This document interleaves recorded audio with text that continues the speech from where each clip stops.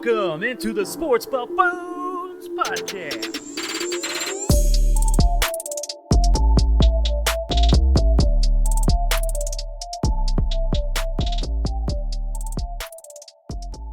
What is going on out there, ladies and gentlemen, boys and girls? Welcome back into another episode of the Sports Buffoons. Are we on episode now? What are we on? We're on 66. I looked it up right before the show to make sure we're right. Thank goodness. We are 3 away from your favorite one. You can't wait for that. That's going to be a big one. Super nice, too. Exactly. I'm excited for that. Absolutely. So I hope you all out there following along. Thank you all for joining in on with us here today. We got the Sports Buffoons out here from Overland Park, Kansas. And we just had ourselves a wonderful weekend recently. I don't know what you guys are pointing at, but we just had a great weekend, didn't we? We had a fabulous weekend I think so. Arrowhead. Absolutely. Went out to Arrowhead Stadium, obviously, for the little brew fest. It was just nice to be out on the field once again for the first time for myself in over a year and a half. So what did you guys think of the whole experience being out there with the people and getting to try a lot of different beers? Well, I just got to say that I enjoyed myself, but not in the way that you think I enjoyed myself. But there were so many great beers out there. The problem is like, you know, when you get like 15 to 20 minutes in, I have no clue what the names of the beers are, right? Because we just started smashing Imperial Stouts all over the place. I forgot the names of the beer. Tanner got crazy, though. You were the one, Tanner, kind of looking to get the high ABV ones right away. Yeah. I mean, we went after the Worldwide Stout. But then you went back again. And then went back again. And then you went back again. And then went back again. And then the lady that was pouring the stout, she kept giving us less and less Mm-hmm. and less and get like meaner looks each time. She got sick of seeing your ass. But it's a brew fest. What do you want me to do? I mean, we're there for the good beers, right? That's all that really matters. That's right. And I think that was the big problem, is that we kept going back for the Worldwide Stout, which is like 100% alcohol. And if you keep going back for the 100% alcohol drinks, you're going to have a rough night. But that's what you want. You want to have a rough night. Yeah, that's what I want. But that's not necessarily what is good for the common folk. That's a good point, though, Correct. because guess what? For the business. Tanner, you did not throw up. Congratulations. Guys, I didn't throw up at all. I'm shocked by that. Because I know you guys made fun of me last time, but I also ate Chiefs Arrowhead nachos, and that was probably my mistake right there. Yeah, there's some good food trucks out there and all that. Yep. I was hoping to run into some fans out there at some point. We probably did see a few that have watched our show before, but there were so many people out there. It was, just we didn't have really a lot of time to catch names and so on. But I hope you guys give us a follow and a like here on YouTube. Hope you're over here at Sports Buffoons. For those of you listening on Spotify, go ahead and follow us, and that way you can watch all of our videos while you listen to us be buffoons and talk about the Chiefs and talk about, football as the time rolls around. And in the meantime, we're getting a lot of NBA to talk about tonight on the show, as a matter of fact. Yes, we do. But first and foremost, I was thinking about something a little bit ago, an article I saw come out recently, and something in the news, as a matter of fact. We were out at this large gathering at Arrowhead, obviously, full of thousands of people. And I saw that Charles Barkley lost his wallet at a Chipotle recently. Did you guys hear about this? Actually, I didn't hear about this story. Yeah, he lost his wallet at a Chipotle. Chipotle? But here's the thing that I don't understand. People are now giving him shit for even carrying a wallet. Like, that's supposed to be, like, outdated or something. That's all I do. I love carrying my wallet. I carry it in my front right pocket, which might look bulky and all that, but, I don't care. I know it's safe. I have not lost my wallet other than one time. I do have a quick story because I was in an airport in the terminal. I was wearing basketball shorts. The one time it's ever fallen out of my pocket, and I didn't realize it. I got on the plane, and next thing I know, someone's coming onto the plane. I filled my pockets. Next thing I know, someone's coming onto the plane with my wallet in their hands, and that was right before takeoff. So I just about left my wallet in a different state that I did not. That would have been rough. Yeah, that would have been not fun as a young man. But yeah, I mean, I don't know. Apparently, at some point, this guy actually did end up returning the wallet to Charles Barkley. I guess what ended up happening was Chipotle sent out a tweet saying, "In search of Matt Piles. If found, return to Chipotle. We have free burritos for a freaking year with his name on them."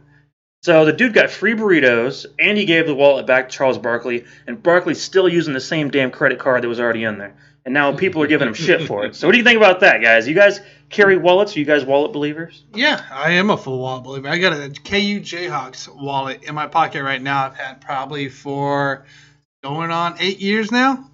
Sucker still works, still protects everything, and I don't forget it.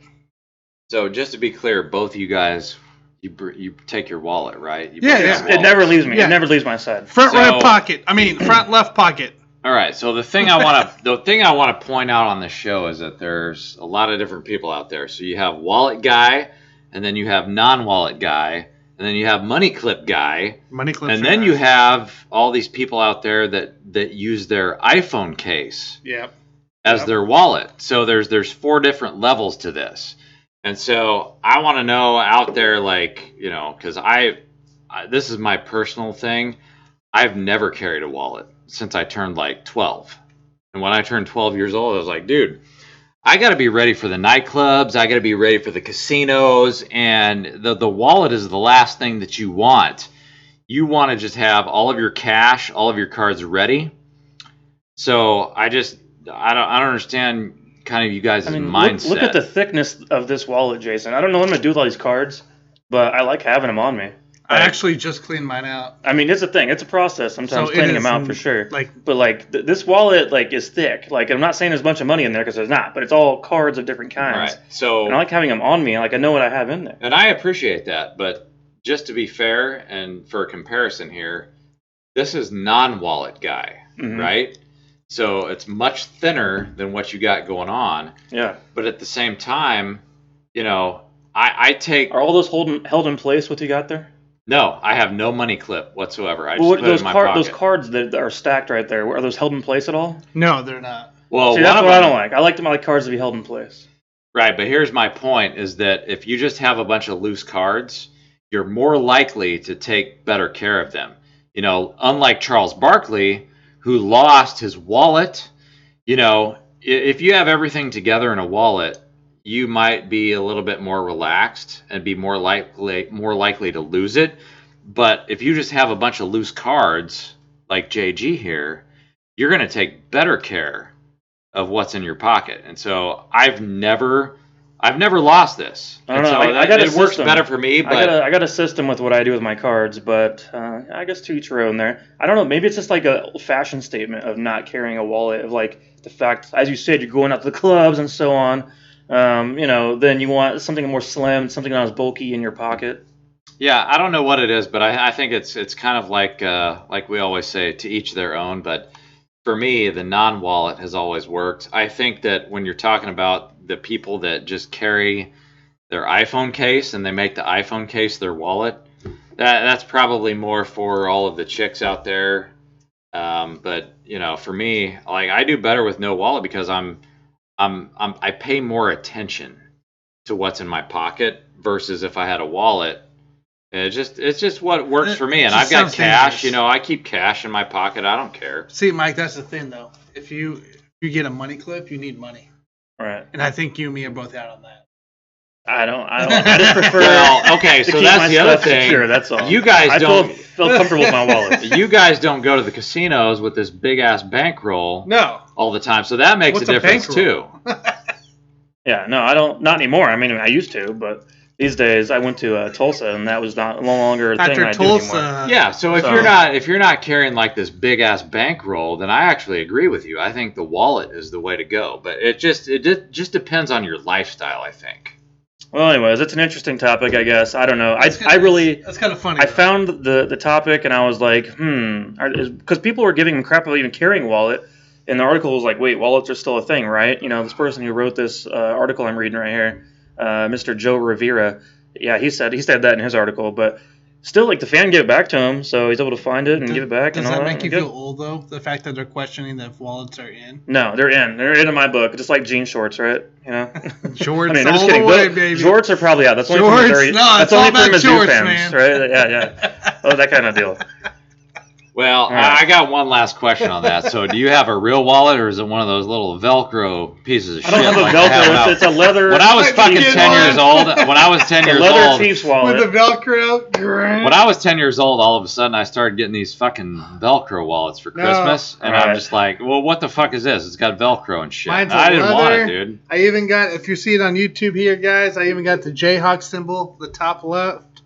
So I had a leather wallet. You got real shit, man. We did I mean for this appreciate to that. become show and tell for the YouTube land out there. So all the adults watching this Man. are probably laughing their asses off. So we got to move on to something more important. Okay, let's go. You guys remember the guy at the NFL Combine, by the way, who also dropped something on the ground running his 40-yard dash? His name was Chris Jones. He was running his 40-yard dash, and he dropped his penis actually on the ground while he was running. It just busted right out of his shorts. That was ended up becoming our Chiefs defensive end, picked with the, I think, 37th overall pick in that draft class of 2015.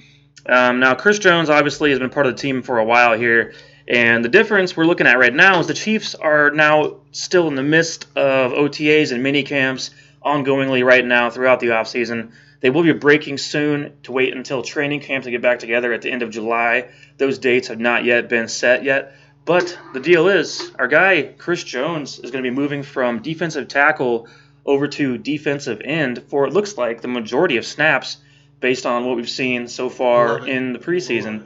Now, he's been used through obviously OTAs and mini camps. His quote actually today, as a matter of fact, after practice, was, "Whatever game plan they have for me, I'm bought in." So he's just ready to be used wherever is going to be most effective in belief of Steve Spagnuolo and Andy Reid, and go from there. Which would in turn, Tanner, would give the Chiefs a defensive line of Chris Jones, Jerron Reed, Derek Nottie, and then Frank Clark going across the front four, which I believe you got some solid pass rushing there, because Jerron Reed has been known when he's paired with Frank Clark to be a good pass rusher. Mm-hmm. Derek Nottie's a good run stopper. Chris Jones, just a big-bodied guy who's been the biggest anchor of our defense for a while now. I think that actually adds more depth, because here's what ends up happening, Tanner. With the depth they have at defensive tackle, if you were to leave Chris Jones in the inside, you then pair CJ with Nottie, as we've seen before in the past. But then who's going to be in the outside edge? You got Frank Clark to pair with, Taco Charlton, who's proven to be injured. Mike Dana, is he ready to be a pass rusher? I don't know about that.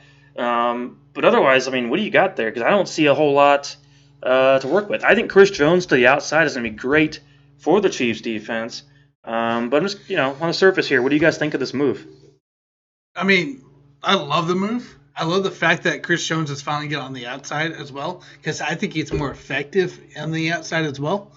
Think about last few years, he's been up the middle, and we haven't really seen, we've seen production from him and disruption, but when he gets to the outside, he's a hard guy to stop. He's always been a better pass rusher than run stopper, correct. I should say, as well. Correct. He's not a run guy. And I love the fact that you brought up Derek Nottie, who I think is a small, just an underrated player in this whole scheme on the line.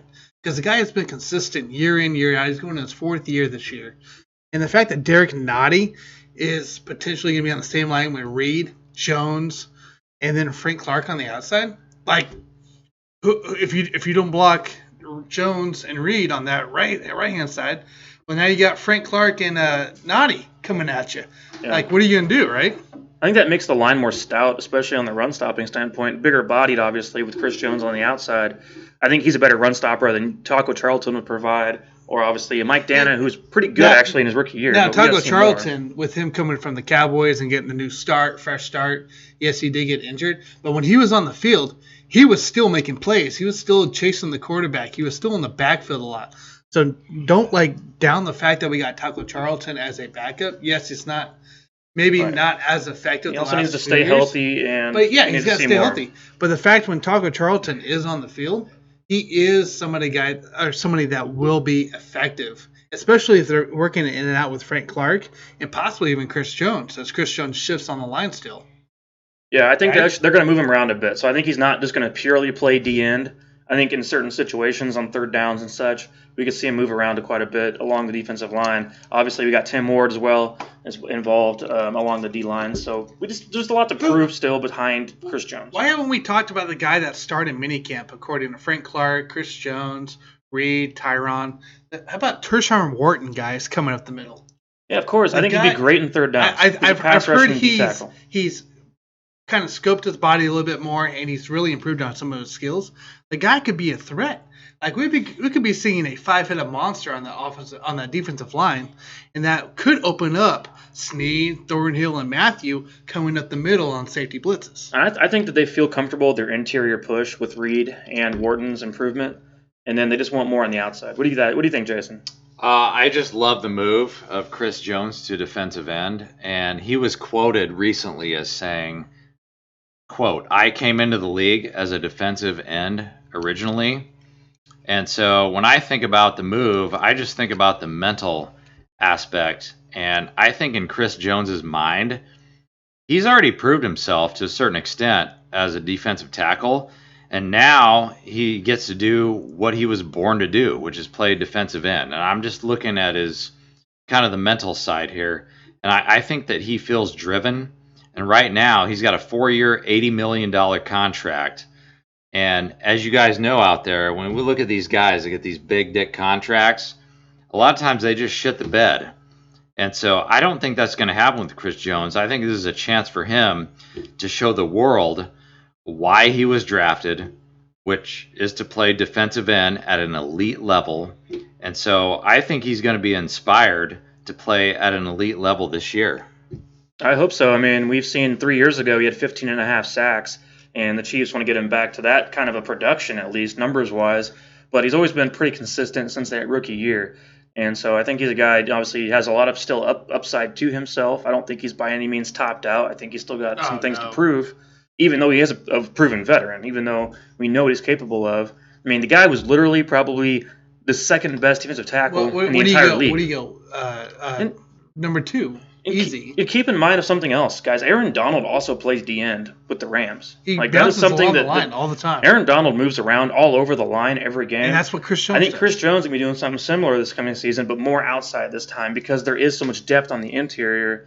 So I'm going to point out to you guys real quick is that the Chiefs did finish 32nd in sacks, or 30, not 30 seconds, but they had 32 sacks in 2020, which ranked in the bottom half, and 55 hurries, which is also in the bottom half.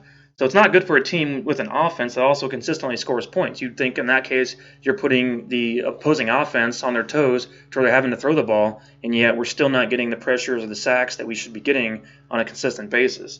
Something to also consider, you guys, is this. The Chiefs' defense was insanely average last year, more so than I think anyone realizes. But the kicker is this.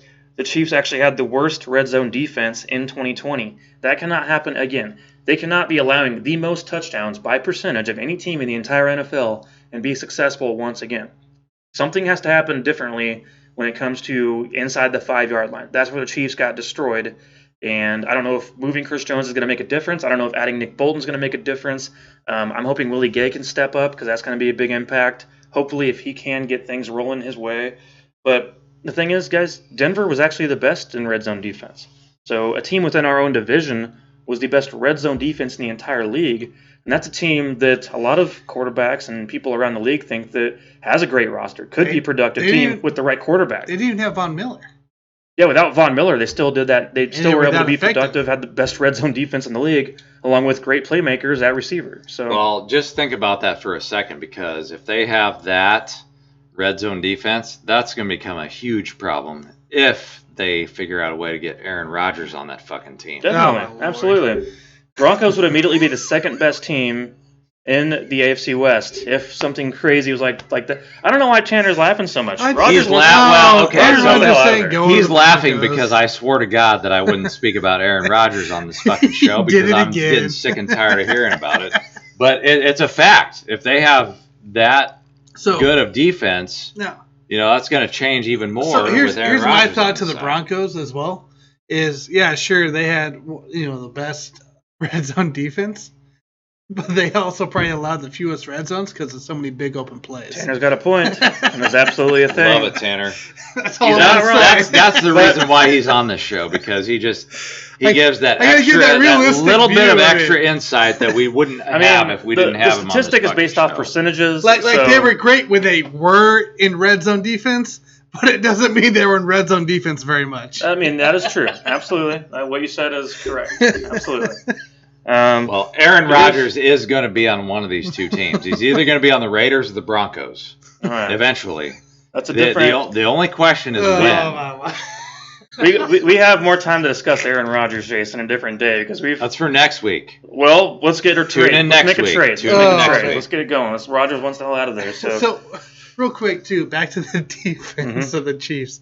How excited do you think Spags is right now? Like, do you think after minicamp and the way that he saw some of these guys perform, He's such gotta- as Churchill and Wharton, He's got to love this. that he's walking in with a boner each day and just thinking about, like, I could have Snead or Matthew come through the middle and Thornhill and Armani Watts in the back. And I think the middle of the defense is the weak link for sure. The linebackers need more to prove more. Nick Bolton's unproven as a rookie, obviously. Hitchens has had ups and downs and also been really bad.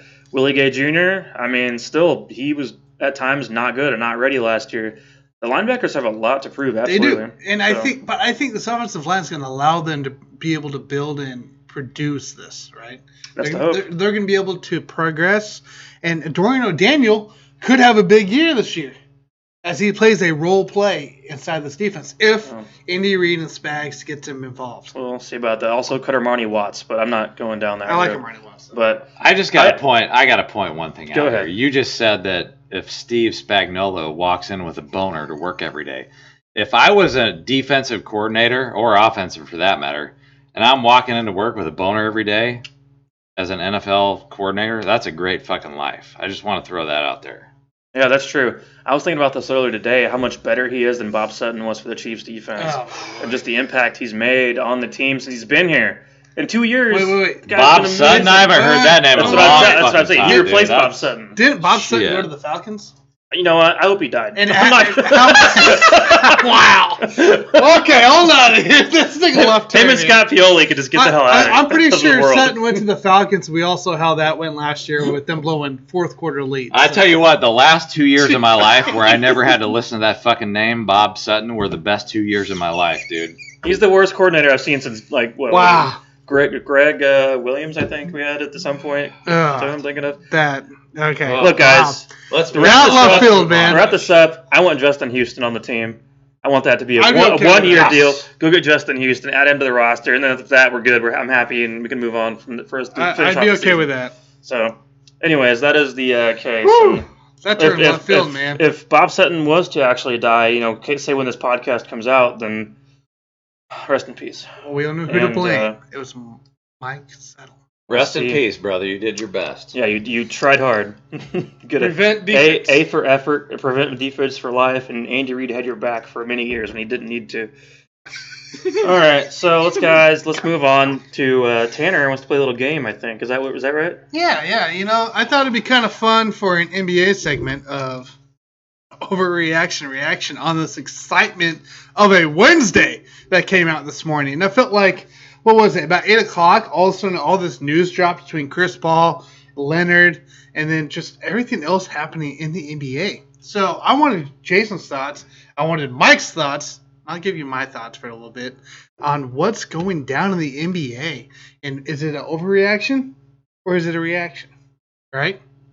So as we progress here, first topic is Chris Paul is out for at least a week with on the COVID-19 protocol, technically with the NBA as of today, and they don't start the series possibly till depending on the Jazz series, possibly Sunday, possibly Tuesday, Wednesday at the earliest. Now this will be about a week from now, most likely when Game 2 at least hits, maybe Game 1. Is Chris Paul the key to success for the Phoenix Suns? Yeah, I'm going to go with the fact that they overreacted today in the media about Chris Paul being in the protocol. It's just an overreaction because the NBA is not going to allow Chris Paul to miss any games. Okay? And you can call that a hot take. You can call that whatever the fuck you want to call it. Chris Paul will not miss a single game. And if he does, that looks bad on the NBA because you have an aging superstar in Chris Paul that's not going to be allowed to play in Game 1 of a Western Conference Finals on the road in the altitude against the Utah Jazz. That looks bad on the NBA. And so I'm going to go with overreaction here because he's not going to miss a fucking game. Overreaction by Jason. Mike, what do you have? Overreaction or reaction to Chris Paul being the key to the Phoenix Suns? Well, I think it's a little bit of both here because it's a overreaction, but it's also legitimate because I think long term it's definitely legitimate. I mean, Chris Paul is the key to their success as the season rolls on. If they continue to win games, obviously they swept the Nuggets. Now we're going short term here. If Chris Paul was to miss a game or two, I think it's an overreaction. Like I'm not concerned. Actually, keep in mind, guys, they had 2 games missed with Paul this season. Actually, they went 2-0 without him, so they won both their games this season without him. And the team itself is also very cohesive. I think that's a team that they have great leadership with Paul, but also they trust in each other, and they don't necessarily need him there every single game on the court. And I think that they have enough to get it done on one game. Now, I'm not saying they're going to, if you miss 2 games, they're going to go 2-0. I think they could probably split one, but if he was to miss for some reason, any reason at all, 5 to 7 games, I don't think they're going to win anything. I think they're done at that point. So for me, that's a mixed bag, but I'm going to say it's legitimate, but it's also an overreaction. I'm going to agree with you guys. I think it's an overreaction for Chris Paul missing possibly 1 or 2 games. The guy's already vaccinated, first off, so he's obviously not going to miss the full 2 weeks. There's a highly doubt of him missing a full 2 weeks, first off. Did you verify that? Yeah, I did verify that. It was all in the articles today. Vaccinated. He's been vaccinated. So the guy's already vaccinated, and he possibly has the COVID-19. This could be a false positive, right? We've seen that all year, especially in the NFL. So there's a chance that he'll be back even before Game 1 even hits. So we'll probably know something Friday is my guess on what his situation is. The guy did finish with 37 points on top of Booker's 34 to finish the Nuggets out on Monday or Sunday.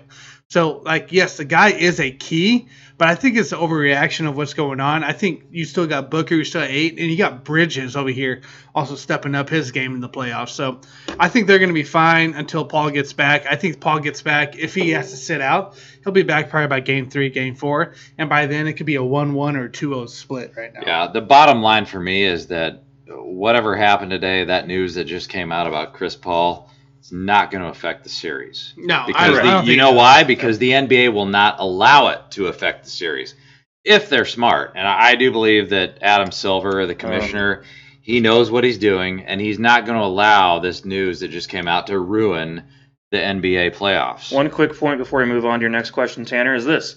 Out of 164 players that were tested just on June 9th, there was only one that tested positive, and that was Chris Paul. Correct. And, yeah, again, vaccinated, so I'm not as concerned about this. All right, so we all agreed overreaction on Chris Paul. How about the next topic, guys? Paul George can't get it done without Kawhi Leonard. That is not an overreaction. Okay. That is truth. I mean, because Paul George, as great as he is, I mean, he's been in the league forever, it seems like. He's never been the alpha dog. And so, to me, it's not an overreaction because, look at the Clippers. What else do they have on their roster? Well, you got an aging Rajon Rondo who doesn't even fucking play anymore. So he's not in the rotation. And, no, I mean, Reggie Paul Jackson? George, my whole thing with Paul George is like, he could average 50 points a game in the next 3 fucking games. They're still going to lose. All right, I'm going to go with that as legitimate. That is not an overreaction. I totally agree with you, Jason. I think Leonard needs to be in the lineup for success, especially against the Jazz. And the offense is just too depleted at this point without him. So I think it's going to be a problem if that comes down to that point. And they need him on the court. Absolutely. Yeah, this is pretty a legitimate reaction here. So Paul George had 31 points. Leonard had 31 points. Leonard was 9 for 19 last game. George was 9 for 20 in the field goal percentage. Right? They kind of have similar stats outside of 3-point range. Leonard had 3 for 7. Paul George 4 for 10. Right? The biggest fact of the reason the Clippers won last game is they had a stronger start in the first quarter, and that was allowed to keep them ahead the entire time. Without Leonard, you're not getting that strong start in the first quarter. Because what you got? Reggie Jackson, Batum, and Mr. Morris Sr.? That's it, right? Because playoff Rondo hasn't even showed up yet for whatever reason. So, yeah, Paul George, again, I agree with Jason here on this. If Paul George has come out here, score 50, get a triple-double, they're still going to lose the game. They're still going to lose the series. Like, he needs to score 60, 70. Like, the guy can't – he doesn't have enough stats. The Clippers – and I think Jason and I have talked about this in the past as well on past shows. There's just not enough support on the Clippers to get it done against the Jazz especially. So watch for the – I agree with Jason. It's a legitimate reaction. Paul George, as great as he is and great as he can be, there's just not enough weapons to help him get it done. So I don't think he can succeed to get it done. And the other thing to point out is that Reggie Jackson had 9 points. Mm-hmm. And we think of Reggie Jackson as when he used to be on the Oklahoma City Thunder. At one point, we thought that he was a budding star in the NBA. Possibly a star. Well, now he's on the Clippers. He had 4 points last game. Well, yeah, actually, I think 4 points. 4 points, but that was at home. Yes. They're playing at home. Yes. So when you're role players and you're playing at home, you're supposed to have a great game, right? And if he only had 4 points or 9 points, whatever the case may be, I mean, he's not getting it done. So you're not going to be able to depend on Reggie Jackson. That's not going to happen. Clippers are in trouble if somebody doesn't step up. That's all I'm going to say. All right, next topic, guys. Overreaction and reaction. Kevin Durant has to be the star of the Nets to be able to get past the Bucks in these next 2 games. Kyrie Irving's out with an ankle injury, and I don't know if Jason, did you see that injury, Mike? I did. Did you guys see that? I thought that was disgusting. It looked like he rolled his ankle to me. He landed on his ankle sideways, and that was I hated seeing that because I saw that. I think he's okay. I mean, for the sake of the rest of the playoffs, I think he's okay. I think he'll maybe set the series and then they go from there. But what do you like? What's your thoughts? No, that is not an overreaction. I mean, that's just a basic fact of life. So he has to be the star. That's a basic fact of life, is that KD has to be the star of this series. Okay. Because you don't have Kyrie Irving and you don't have James Harden. I don't see James Harden. I don't care. He started last night, but he wasn't very good. Let me just be clear here. The Nets won that game by 6 fucking points, and James Harden had 5. So if you take Harden out of the game, they still would have won the fucking game by 1 fucking point. So you are correct. KD must be the star of the series if they're going to win. And right now, KD, not only does he have to be the star, he's got to stay healthy, because in this year where you had a shortened season and all these fucking guys are getting injured, you got LeBron got injured, AD got injured. We go on and on and on through the list. But if we go through that list, I'll get depressed. It's just he's got to be the star of the series. There's no doubt about it. Yeah, for me, I agree with Jason. It's legitimate to me because Durant wants to be the star as well. So this isn't a thing where if he needs to be, it's that he wants to be. He wants it, kind of like Jordan wanted it at one point, Jason, to kind of play off of that. Now, I think you guys remember, obviously, back when Durant was with Steph Curry at one point in Golden State, I mean, did he not also dominate the finals? He dominated the finals, but at the same time, he was also Stephen Curry, a lot of people think Steph Curry has never proven himself in the playoffs, because a lot of people think about Steph Curry. Because Durant overrode him? Is that the idea behind that? No, I mean, Steph Curry has kind of been a LeBron in a lot of playoff games. He's kind of failed. And Steph Curry is known in the NBA as being kind of like a Peyton Manning, where he's an amazing regular season player. But when we get to the playoffs, he doesn't do shit. And that's why I compare him to Peyton Manning. Steph Curry? Look at his playoff numbers if you get the chance. We did this whole debate a couple weeks ago, you guys. Check us out on our other YouTube videos, and you'll find it here in our arsenal. But I think that has a lot to do with Kevin Durant as a person. Like he wants to be the star. He wants to have the ball in his hands when things matter. And in this situation, I mean, if he's missing a guy in his mind, it's probably not a big deal. Like he's going to go out there and try to win. But I think they can live without Kyrie and be fine. Now Kyrie and Harden, if something was to go wrong with both of them, that could be an issue for sure. But I think it's legitimate. I do think he does have to be the star to pass the Bucks. So legitimate reaction. Sure, absolutely. Okay, I'm going to go legitimate reaction to my side. But I am a little scared about Kevin Durant even taking on the actual stardom of it. The guy did play 48 minutes. Harden played 46. 46 and only 5 points for Harden. 48 minutes and 49 points for Durant. Now, Durant, we know, as we all know, since he came into the league, since he was in college, the guy can blow up any time. My worry is his injury history of playing those minutes consistently throughout the playoffs. So, now you're going into, where are we at, Game 6? Going into Game 6 against the Milwaukee Bucks tomorrow, or Thursday. just because this comes out on Thursday. But you're looking at them coming out against them. And do you trust Durant to really play that 40-plus minute range every single game while Kyrie is injuring his ankle and Harden's trying to figure out, am I healthy or not? Well, we're going to touch on this a little bit later when we go into our full-on NBA segment. Yeah. But my first thought as to what you said is that scary to you, though. Durant doesn't have an injury history. But he has right? injury history. He's got one. Like, he tore his Achilles one fucking year, and then he was injured early this year. He was Right, out for like 2 months. He doesn't really have an injury history. I mean, yeah, he's just because he's been injured before. He sat out for a whole fucking year, and that was the only injury of his life. Early on in his career, not even recently. Look, I'm just saying recently, between the ankle injury and what happened in the middle of the season that we he's did not talk injury about. prone, though, Tanner. That's not something the guy is injury prone. He is not injury prone, Tanner. He is not injury prone.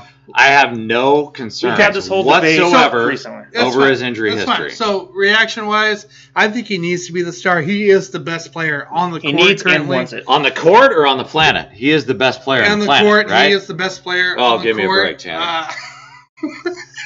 I'm going to nail your ass for that later. That's fine. You get at me. So, Kevin Durant, I assume. Wow, that's bad. Kevin Durant needs to be the best player, and he will be the best player. But it's going to take him to play that 45-plus minute range and score those 40-plus points with Irving out and James Harden still not healthy.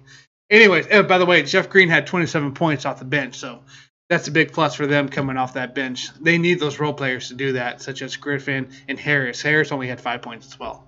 Anyways, on to the next topic, guys. Joel Embiid is currently playing hurt. He did go 0 for 7 in the fourth quarter and missed the game-winning shot. Now they are up currently, what's the 75-54. 75-54, so it's not much of a worry right now. But does Joel Embiid, for the 76ers to continue in the playoffs, does he need to be healthy? Like, is that an overreaction here? Playing hurt is hurting the 76ers? Yeah, he's got to be healthy. I mean, if they want to do anything whatsoever, they need Joel Embiid. Because, you're looking, what conference are you in? You're in the same conference as the fucking Brooklyn Nets, right? Milwaukee Bucks, Brooklyn Nets. So you always have to look big picture here. And if everybody's healthy, what do you have? You have a big three in the Brooklyn Nets, which could quite possibly be the greatest big three of all time. Mm-hmm. And what do you have on the Sixers side? You have an injured Danny Green, right? People like to discount that. Danny Green is a great fucking player, so he's done for the season. What else do you have? You have a Ben Simmons that doesn't know how to shoot threes, right? Yep. So you've got all this playoff experience. You got Seth Curry. You got Tobias Harris, which is the most dependable motherfucker that I've ever seen in the NBA. 20 points a game. God rest it. He's fucking amazing. But, you have to have Joel Embiid or you have nothing in the Eastern Conference. You have absolutely nothing. Because I'm not even comparing them to the Bucks. The Milwaukee Bucks don't matter right now because it's all about the Brooklyn Nets. And so if you don't have a healthy Joel Embiid, you have nothing. Because that he's basically, in my eyes, no matter what happened with the voters for the MVP, Joel Embiid was my MVP this year. Okay. And it doesn't matter who you want to pick. You can take Jokic, and I value what Jokic did this year, right? I'm not just sitting here and trying to bash Jokic. He had a great fucking year. But Joel Embiid was just as good as Nikola Jokic this year. You take Joel Embiid off that fucking team, they don't do shit the whole fucking year. Okay. So they have to have Joel Embiid. So it's a legitimate reaction. Absolutely. And he's got to play. He's got to play at 100%. Okay. Mike, what you got? Jason, let me make sure you understood the question, though. The question was, Joel Embiid playing hurt is hurting the 76ers. So he's playing hurt, not that he's not on the court. Correct. But that's what he agreed So you think that it's legit? I think it's an overreaction. Completely. The fact he's on the court alone does more than him being off the court. Playing injured for the sake of the 76ers means more to them than does removing him while he's injured. Right now he's at 29 points in this game, and we're in the third quarter. Yeah, and so he needs to be on the court no matter what. If he's off, there's no chance. In my mind. It's the exact same thing And I agree with you. He has to be on the court no matter what. Yeah. It's the exact same thing as what James Harden did in the last game for the Nets. If he wouldn't have been on that fucking court, the defense wouldn't. They've got one less guy to respect. Mm-hmm. And the fact that Harden was on the court made them respect him, and it took some of the pressure off of KD, and that's part of what allowed KD to blow up and score almost 50 points. Gotcha. I mean, would you rather have a slightly hobbled Patrick Mahomes or just put in a healthy Matt Moore? I mean, come on, let's be honest here. Let's go ahead and take a 70% Mahomes or Embiid over whatever the hell the 76ers have to offer in replacement of Embiid. You know what I mean? Did make sense. Play your superstar. Play the guy that's the leader and the driver of the team. So absolutely, I think it's an overreaction of the question because is playing Embiid hurt? Is it hurting the 76ers? No way. Absolutely not. They're doing the right thing by playing him. And all you have to do is look at his nickname. His nickname is the process. The process. If you take the process off of that fucking team, your season is cooked. And you got to think about it too. This is a guy that when he first came out of the draft and at the end of the KU season, that he had a knee, ankle, foot injury, whatever you want to call it, for the longest time. 3 years I think before he finally got to play in the NBA. So, yeah, the guy's going to play hurt. I think it's overreaction. I agree with Mike here and Jason. You need Joel Embiid out there to beat this team. But you also need Joel Embiid out there to continue the morale, keep the flow, the process of the 76ers the way they're doing. You can't rely on Ben Simmons. Ben Simmons' shooting is not very good. Tanner, without him, is this like LeBron with the Cavs in the early days? This is like LeBron with the Lakers. So just remove LeBron from... What I'm saying is the team obviously is not super talented outside of Embiid. No, but you got Simmons, Tobias Harris. So basically that's AD. So you remove LeBron from the Lakers, as we saw this year, the last couple months, right? And that's going to be an issue. And basically you're seeing you're seeing them drop down. That's fair. Like Joel Embiid, I understand that. Joel Embiid is a superstar. The guy's great. And like I said, I think it's overreaction. You need Joel Embiid on that court because he does put a factor in, like Jason said, with James Harden only scoring 5 points. Even if Joel Embiid scores 10 points in the game, he's still a factor down low that opens up shooting for other guys. I do need to point one thing out here, and that is the fact that last game with the Sixers and Hawks, Joel Embiid was missing a lot of shots, and he said in the interview that he didn't have a whole lot of lift. Correct, because of his injury. Because his body was not 100%, and I do want to point out the fact that we are in the third quarter, 3 minutes left. It is 81-58. I did not misspeak right now. The score is 81. He's a 30-point scored. Yeah, and now it's 83-61. So there's a lot left to go in this game, but right now the Sixers are winning the game. Joel Embiid has 29 points and 11 rebounds. That's the effectiveness of Embiid on that team. And so he's got some pain management going on right now, but this guy's a beast. He doesn't care. And so that's why I respect him, is that he's putting his health on the line right now, putting up points. Seth Curry, by the way, has 25 points in this game. Man. But I tell you what, if the 76ers can win this game, and Joel Embiid can get some sort of rest, I mean, this thing's not over, because what we've seen in the NBA this year is that the injuries are running rampant. And so what I said at the beginning of the year was like, if nobody gets injured, the Brooklyn Nets, just give them the trophy right the fuck now. Don't even play the games. But what happened? We had injuries all over the place. And so if the 76ers can, move on to the next round, nothing's a given. I mean, Kyrie Irving, he's fucked right now. James Harden, he should come back. Kevin Durant is healthy right now, but you just don't know what's going to happen this year. And so if the 76ers move on, dude, I'm not going to count them out of that fucking series. That's no not fucking way. Embiid. That's not a rest from Embiid. But hey, guys, overreaction. Those are my topics for today. Yeah, and I appreciate it. I think we brought 50-50 split on the topics, which is great. But hey, overreaction, Mike. How about LEveon Bell and Andy Reid? I mean, how about Andy Reid sitting back in his chair not giving a damn what LEveon Bell has to think about him? So I'm sure you guys out there in the past week have followed along a little bit. I'm not going to give LEveon Bell too much airtime here, but he basically put out a tweet, or letting the people know he will never play for Andy Reid again. He'd rather retire instead of doing that. But then he later also rephrased. Double down. He doubled down, exactly. He goes, I'll admit that something I could have and should have kept to myself, and I apologize about that and that only. But I don't regret what I said because that's how I feel. But he also said something along the lines of, because of something that Andy Reid has supposedly said to him. He goes, I also have my right for how I feel about my personal problem with the dude because of what he said to me. So obviously LEveon Bell is very offended. That falls in line with most of the little beta cucks out there these days. So LEveon Bell can go into that category for the rest of the people out there.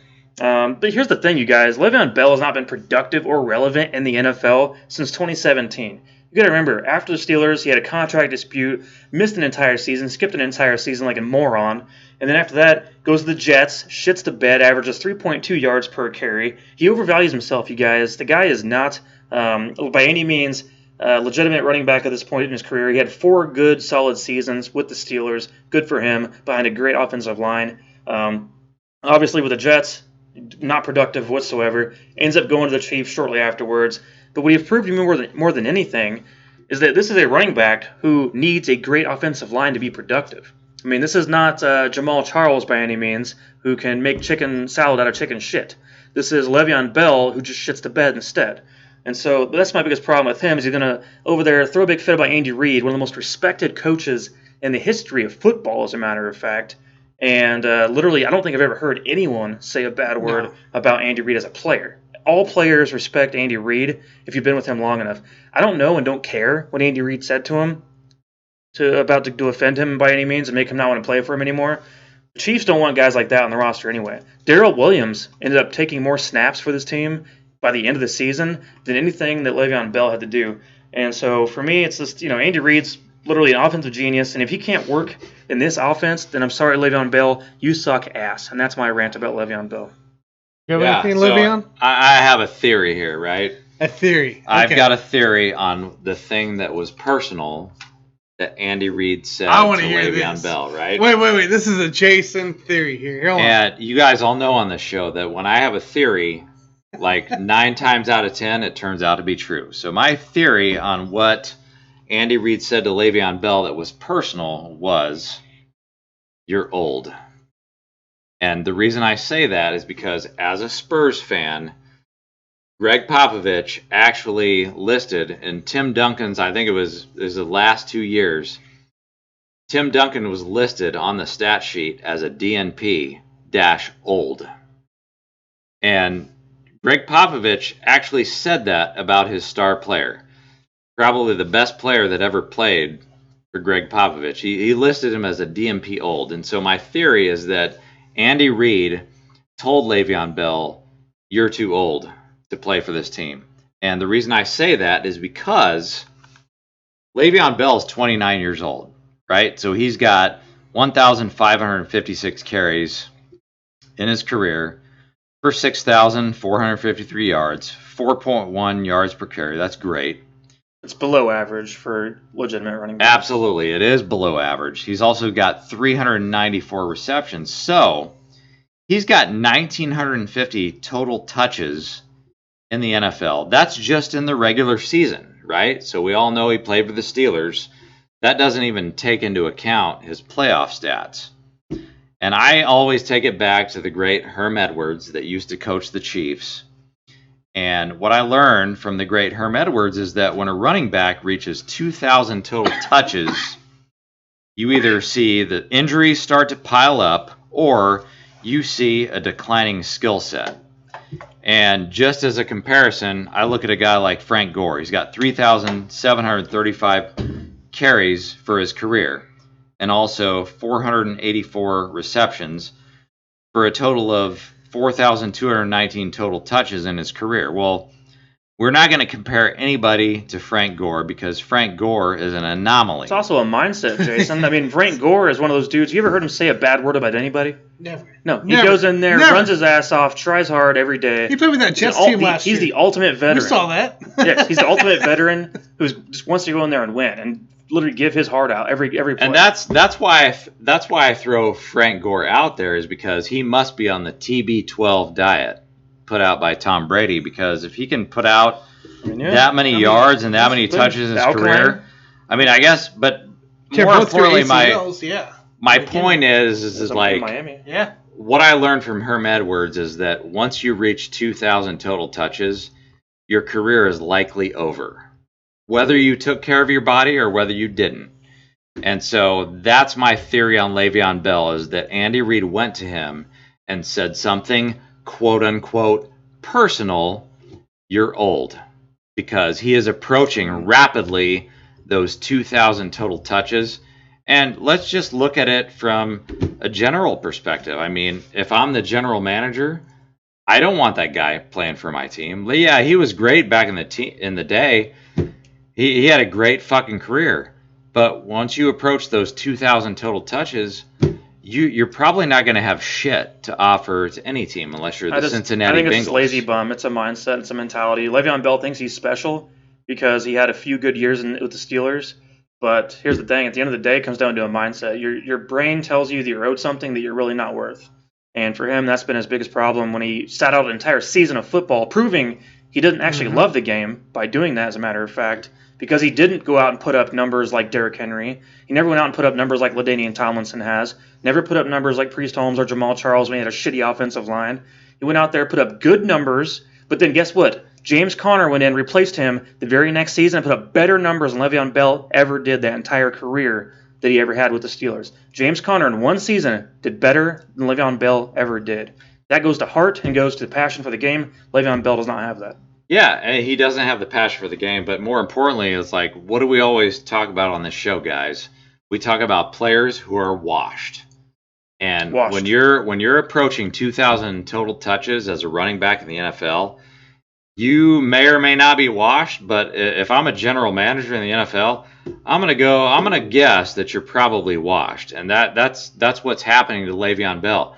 I don't want to say it, I mean, I think he had a great career as an NFL running back, but dude, we got to be honest with ourselves here, and he's a washed player. And there's no other way to describe it. Yeah, I'll just give you guys my quick take on this Le'Veon thing. Look, the guy has the wrong mentality. I agree with Mike. It's just a mentality thing. It's unfortunate. Like I understand you betting on yourself. Like Chris Jones kind of was starting to do the similar thing, right? Beginning his contract season. Right. But the guy had a bigger heart because he did come to training camp because he knew it was good for him. No, well, his bonus went to a charity. So he was like, yeah, I'm going to show up because I'm doing this for a charity. And luckily enough, we have a great front office that was like, Chris Jones, we're going to get this thing done and we're going to do it right. Unlike, possibly Pittsburgh, or I don't think Pittsburgh wanted to work with Le'Veon anymore. So I think that's why they kind of just let it be. So I think it was more mentality type. Like the guy, yes, he performed really well at Pittsburgh. He only played 17 total games in 2 years. Like, whatever. I'm cool with it. But I'm not mad about it. We all back up Andy Reid. That's all I'm going to say. All right, Jason, I'm giving you one more chance to talk about NBA. But that's it. And then never again after this. Never again. Until next week. Only one more chance, guys. Well, I tell you what, it's a long NBA season. They're probably only going to take off 2 months. Don't you? 1 month. 2 months. 2021. Just think of this. 2021, they're only going to take 2 fucking months off. Nope, and they'll be talking in September. Nope. That's better get used to the NBA. Nope. But we're not going to have guys. We're not going to be able to squeeze in fantasy, Chiefs, and then NFL all in one show. And Royals playoffs. No one gives a shit about the NBA during regular season. No one gives a flying fuck about it. Royals playoffs, Tanner? Really? Yeah, we're going to have Royals playoffs. They're 30 and 37 right now. That's their fucking record. Yeah, we'll be fine. Don't worry about it. No. Coming in 2 months, it's purely football season. That's it. I don't want to talk about anything else. Yeah, I'm not going to say anything about the Royals right now. No one gives a fuck about the NBA in fucking September and October and November and December. No one cares. No one cares at all. All right, Jason. I think Royals topics are for next week, but more importantly, we got to talk about a little bit about Kawhi Leonard. We need to do a deep dive into the shit because he has a sprained ligament in his right knee. He has no timetable to return. We all know about his load management that he likes to do. He's out. And so, LeBron tweeted out there, prayers to the claw. And I appreciate that because I've always been a Kawhi Leonard fan. I've always been a LeBron fan, basically ever since those guys came into the league. But I'm looking at all these injuries that are piling up right now. You've got Kawhi Leonard, which is the latest. You got CP3. He's in the COVID protocol. Oh, by the way, yeah, he was injured before he went into the COVID protocol. You've got Joel Embiid injured, playing hurt. LeBron James was injured. AD was injured. James Harden is injured. Kyrie is fucked. Mike Conley on the Utah Jazz is hurt. He's hurt. Donovan Mitchell's been hurt. Donovan Mitchell is coming off an injury. And I'm looking at this Kawhi Leonard injury, and I'm just kind of like, what's going to happen to the Clippers right now? Because this was supposed to be the year, guys, where the Clippers were going to finally, after all of these decades and all of these centuries and all of these thousands and thousands of years, this was finally going to be the year where the Clippers were going to overcome the Lakers. And what happened? I told you got that high horse a long the time Clippers ago. are officially done. They are done. And I'm probably the first guy that said it. I said it earlier this year. When you have Kawhi Leonard as a top 5 player in the NBA, when he gets injured, his team is finished. And so they're playing tonight at 9 o'clock. So that game starts in about 10 minutes. The series is tied 2-2. All I can hear right now is the fact that Paul George needs to try to figure out his legacy. Like, he needs to have a legacy game right now.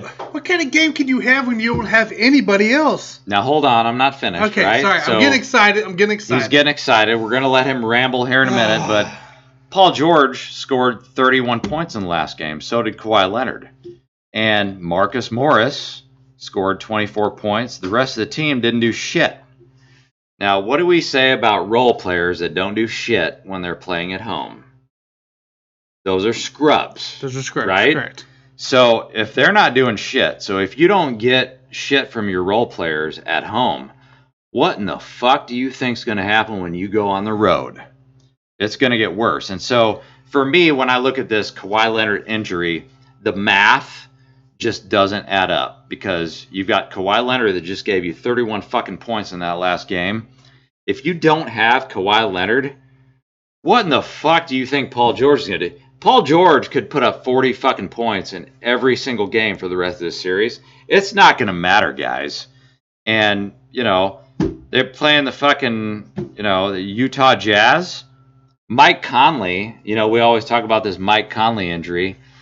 Just fucking sit his ass on the bench and be like, dude, we don't care about this series. Just get ready for the conference finals because Kawhi Leonard is injured and you don't need to fucking play. And so the bottom line for me is this series is over, and it troubles me because I love Kawhi, I love the Western Conference, and I'm just pissed off that this fucking series is over because I wanted the Clippers to advance.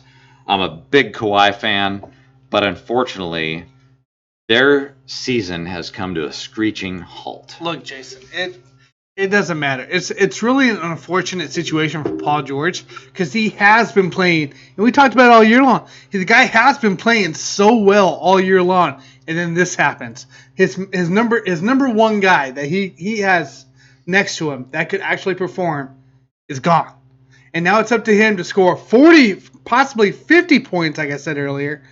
And that may not even be enough. The guy could come out maybe score 60, and you might still lose by 5.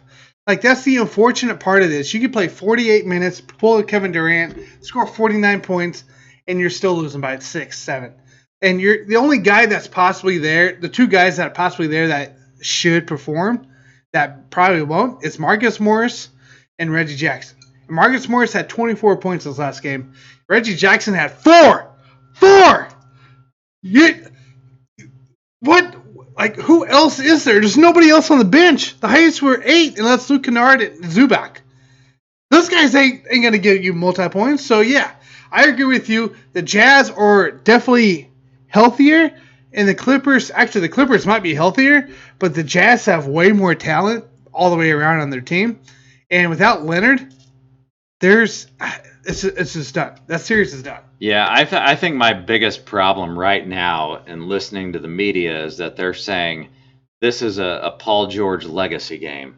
And they're trying to talk about playoff P and pandemic P. Is it going to be It's no legacy pandemic game. P or playoff P? Dude, it doesn't matter. It doesn't matter. It doesn't fucking matter because, like I said, he can put up 40 a game. The rest of the roster's not going to do shit.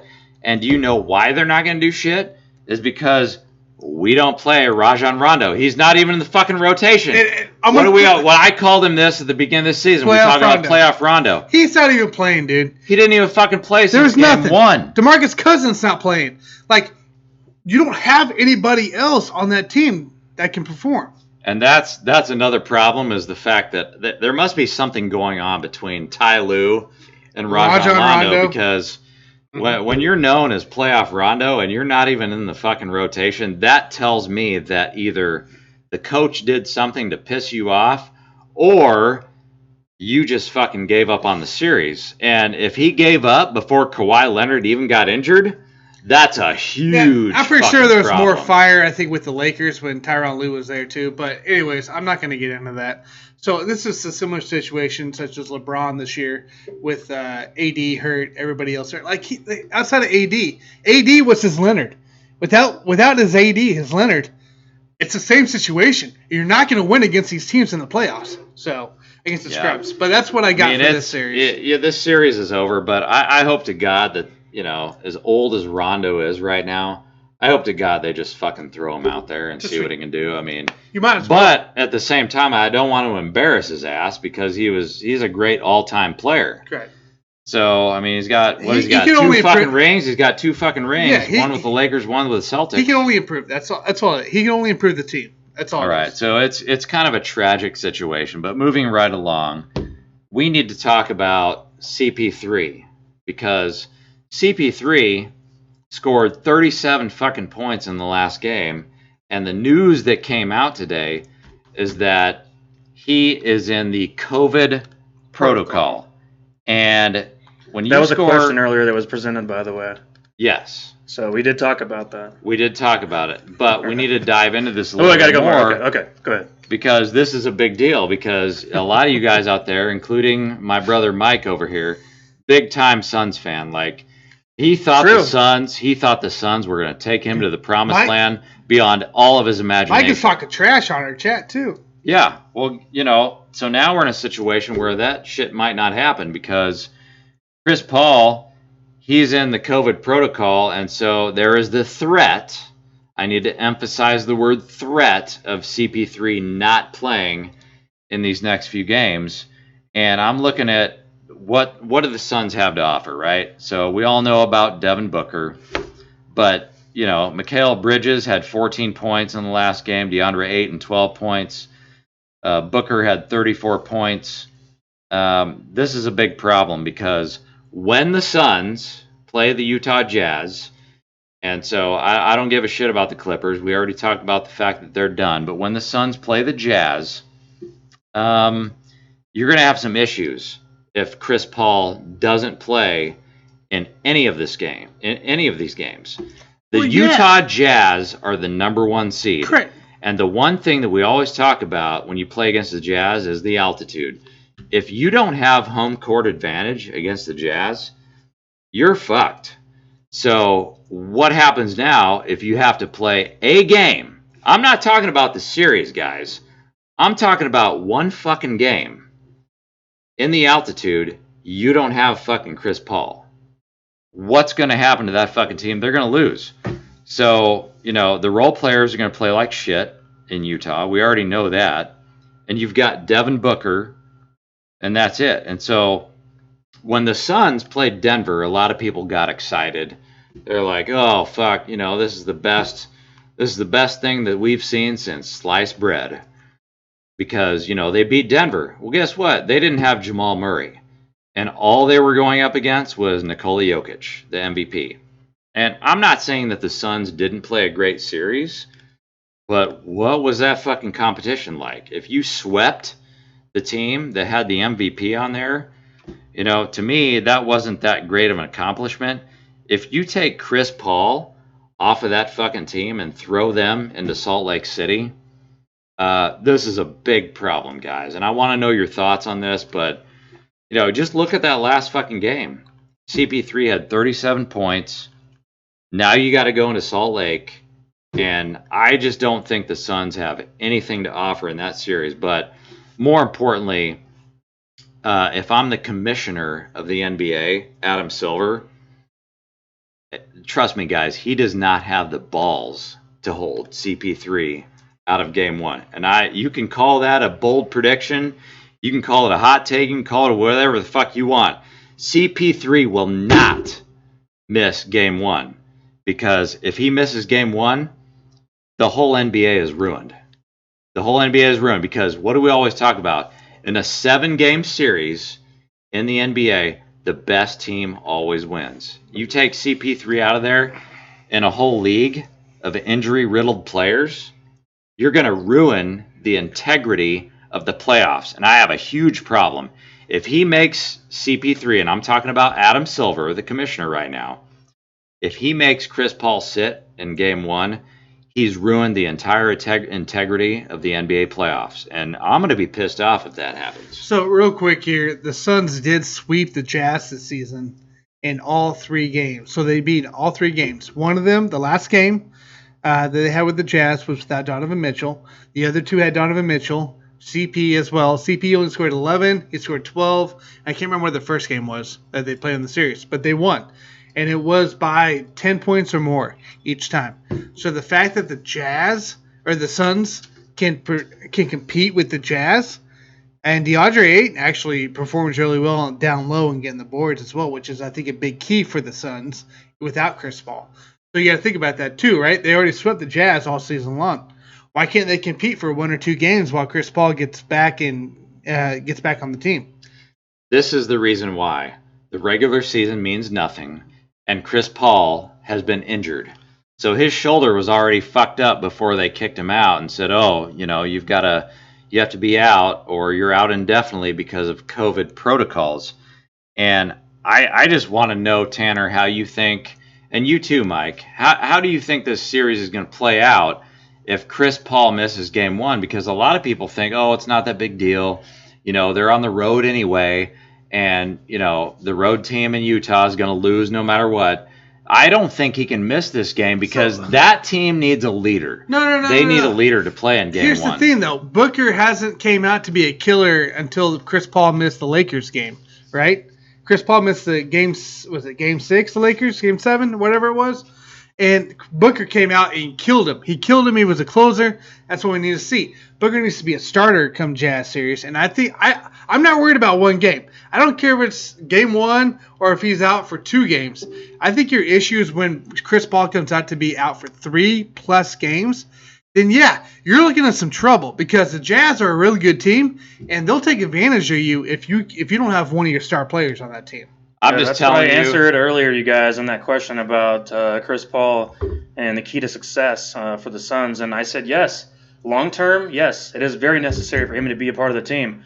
Short term, if he misses 1 or 2 games, I'm not concerned. I think they can still make up for those. So for me, I could see them going, if he misses 2 games for any reason whatsoever, 1-1 split, and from there go on.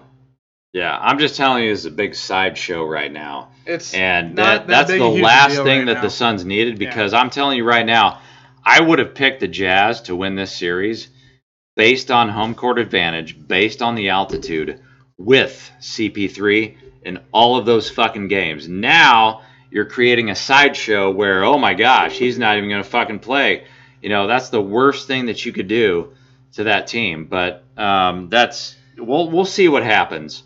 But I do want to move on to Kevin Durant because this was a game last night that just blew my mind. And I think it blew everybody's mind because when you look at the advanced analytics in the modern era, and when you look at PER in NBA history, this was the 3rd best game in the history of the modern NBA. There was one game 2 years ago that Dame Lillard had a better game, and then I think they took a game from Charles Barkley back in the 90s that was better as far as advanced analytics. but KD had an amazing game as far as efficiency. 49, 17, and 10, 3 steals, 2 blocks. But more importantly to me is he did all that shit on 23 shots and a 70% field goal percentage. One of the most efficient games that we've ever seen, or that I've ever seen in my lifetime. 44% from three-point land. James Harden was a decoy in the game, and I think that was a brilliant move by Steve Nash, the coach. And we're never going to know if that was his decision or if James Harden said, fuck no, coach. You're not keeping me out. I'm going to play in this fucking game. But if it was Steve Nash, it was a brilliant move to have him in there as a decoy. You had a great game by Jeff Green, 27 points. I don't know where that guy came from. Blake Griffin had 17 points on 63% field goal percentage. Jeff Green was 7 for 8 at 3-point range. Yeah, that's unreal. You haven't done that for 3 years. Well, he's at home, so we know he's not going to do that shit in Milwaukee. That's the most important thing. Joe Harris actually had a shitty-ass game. 1 for 7, shot 14% from three-point land.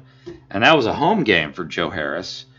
So my opinion on this whole thing is Kevin Durant, I want this to be the end of people trying to say that Kevin Durant is a worse player than LeBron James. That's fine. I don't ever want to hear that again. That's because fine. You know what? Kevin Durant has been the best player in the NBA since 2017. Because 2017 and 2018, those were the 2 years that he got Finals MVP. So he was a better player sitting out a whole year?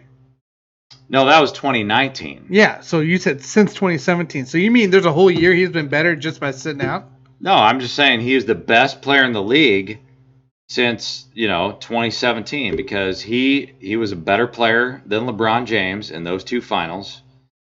And I don't want to hear this anymore. I don't want to hear this. LeBron had a great run. And if you're looking at the all-time list, yeah, I'll give it to you all day long. Right now, LeBron James is a better all-time player. But as far as being the best player in the league right now, I don't want to hear that shit ever again. But I do want to talk about the strategy going into this Game 6 between the Bucks and the Nets because my personal opinion is that I know they threw James Harden out there as a decoy, but he played 46 fucking minutes. Yeah. And to me, that becomes a problem if he's not 100%. So my personal opinion is that I think James Harden needs to sit. He needs to ride the bench, probably not even suit out in Game 6 because guess what? They're going to lose that fucking game anyway. Why would you throw James Harden out there to fucking aggravate that injury? And my other opinion is that Kevin Durant should play 20 minutes in this fucking game. He should start, as kind of a decoy, but these guys should not be playing the game as normal. I understand it's a playoff game, but they need to load up for Game 7. Kevin Durant should play 20 minutes. James Harden shouldn't even suit out. And the NBA is not going to like it, guys, because the NBA, they fucking hate load management, right? Because you're not getting those superstars out there for ticket sales. They're not getting the superstars out there for TV time. Well, guess what? Fuck TV time. We're trying to win a championship. The superstars need to play, in the NBA's opinion.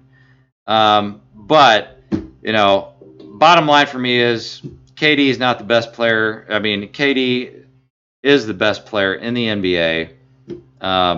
He's 2-1 against LeBron in the finals. How many times did he beat LeBron, guys? 2 times.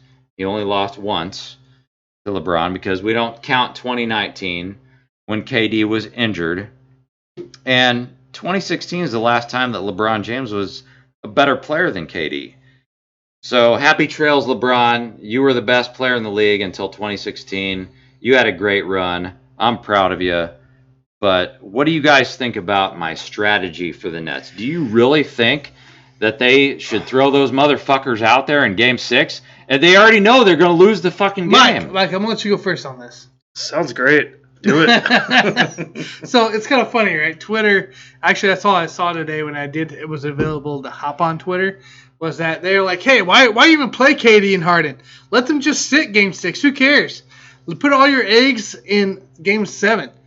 Why put all your eggs Game 7 when you can have rest after Game 6? There's no reason why they would lose. James Harden can play. If James Harden can play, Kevin Durant can play. Sure, they might put up 45 minutes again each. Whatever. Let KD be a star self and get the win. And now you're sitting for 5 days until the next series. Do you know what I would do if I was And that's the coach? 5 consecutive days. Do you know what I would do if I was the coach? What would you do? Just to fuck with them a little bit, because we all know that Game 7 is the only thing that matters. We all know the Bucks are going to win Game 6. You know what I would do? I would fucking throw Kevin Durant, James Harden, and Kyrie Irving. Oh my all three of the motherfuckers into the starting lineup. Kyrie, we're going to yank his ass after 2 minutes. James Harden, we're going to yank your ass after 4 minutes. KD, you're going to play a total of like 17 minutes in this fucking game.